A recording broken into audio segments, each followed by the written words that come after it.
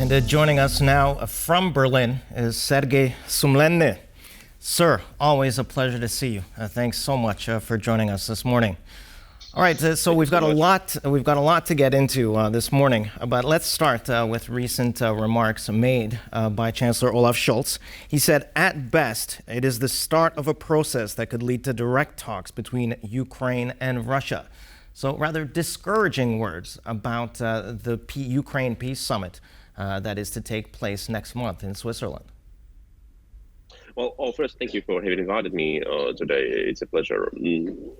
Like the words of Olaf Scholz, I would personally divide them into two parts. The first part is that the chances for peace are very low, if not non-existent, at this peace summit, and that is not what is a surprise, because we know the positions of the parties of the war, Russia and Ukraine, they are very far from each other out of many reasons, and Ukraine sees pretty strict preconditions for end of this war, which are all in accordance with the international law, like the restoration of Ukrainian sovereignty, nuclear safety, return of Ukrainian children being kidnapped from Ukraine, etc. All absolutely legal conditions. But for Russia, most of these conditions, if not every of them, is unacceptable, as Russia sees a full victory over Ukraine is still feasible for Russia.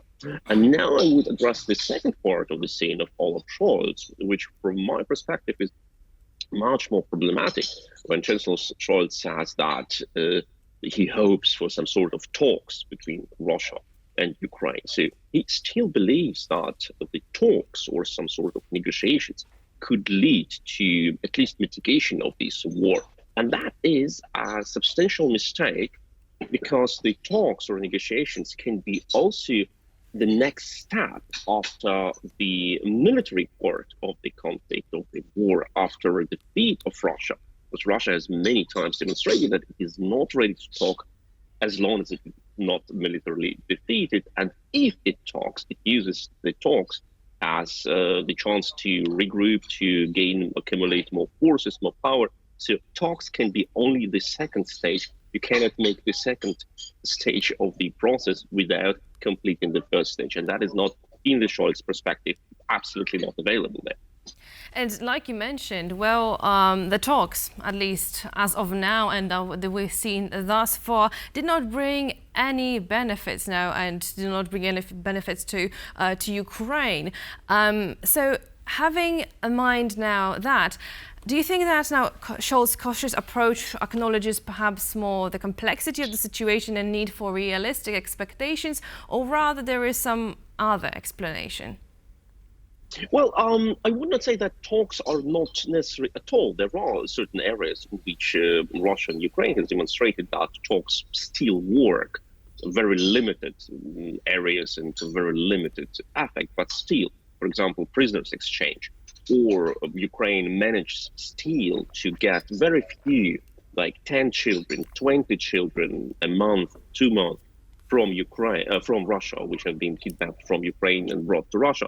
And Ukraine managed to bring very few of them back home. It is still a result which still needs to be achieved, and it's a great happiness for every family when the prisoner of war returns home or when a kidnapped child comes back.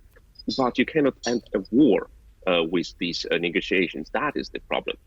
And I'm afraid that for Chancellor Scholz, and that is what we see since over a year, since February 23, when Germany has decided, and Chancellor Scholz has decided practically to send Leopard 2 tanks to Ukraine, too few, too late, but still, since that time, it is, I'm afraid, the fact that the Social Democratic Party in Germany has set onto a sort of prolongation this war into a stalemate and then forced negotiations between Ukraine and Russia.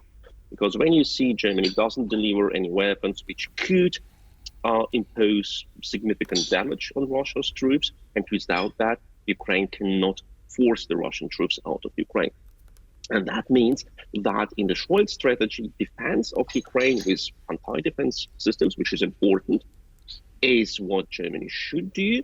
but that only leads to a stalemate, like reducing Russia's capacities to advance, but not letting the Ukrainians to fight back and to liberate their territories. And that is a problem. All right.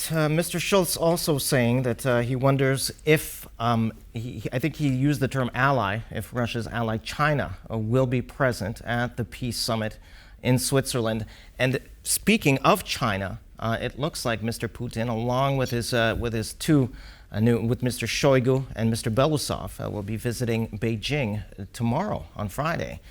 Tell us, what do you think is going on here? It is a long-time attempt by Germany and personally by Olaf Scholz, but not only by him. Germany's Foreign Minister Annalena Baerbock has pursued the same strategy to convince China to like some sort of influence Russia. And that is Germany's belief, Germany's trust in diplomacy as a tool. But diplomacy is only good as strong as your leverage. And you can have leverage either economically or militarily.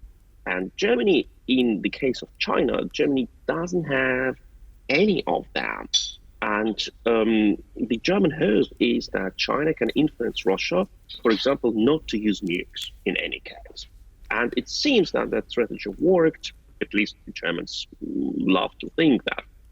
Chancellor Scholz has persuaded President Xi to persuade Vladimir Putin that usage of nukes is a very bad idea and he shouldn't do that.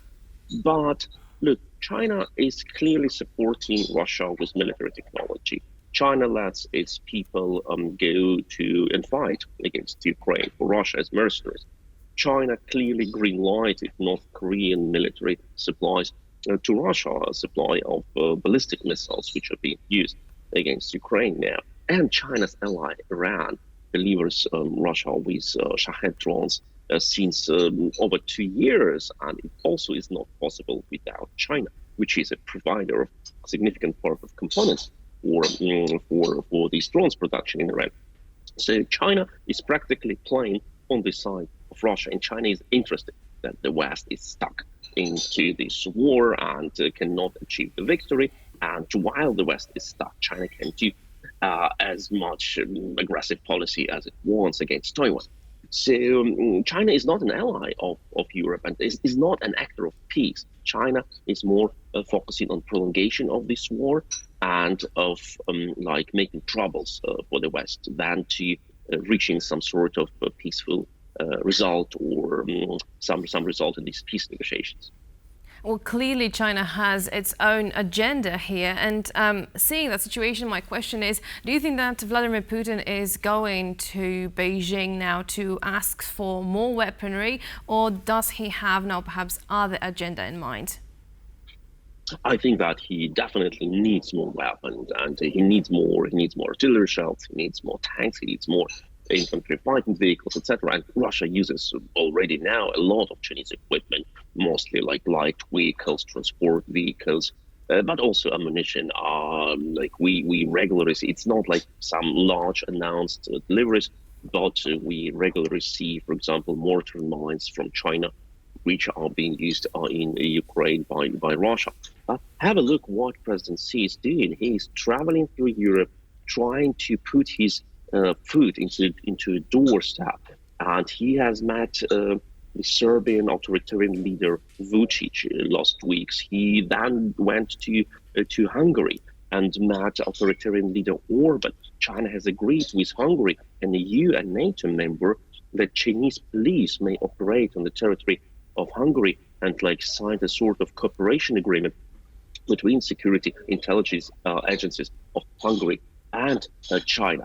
And that was already an attempt to infiltrate the European Union and to use Hungary as a leverage against the EU. And now we see this visit of Vladimir Putin with his top aide to China, where Putin is clearly a person who asks for help, who asks for something. And what will Putin offer China as a good for this exchange? We don't know, but maybe natural resources, maybe some exclusive rights for Russia's market, maybe some rights, some concessions for producing something in Russia, or gaining access to Russia's oil, Russian gas. That was actually Russia's dream since decades to sell more gas and oil to China.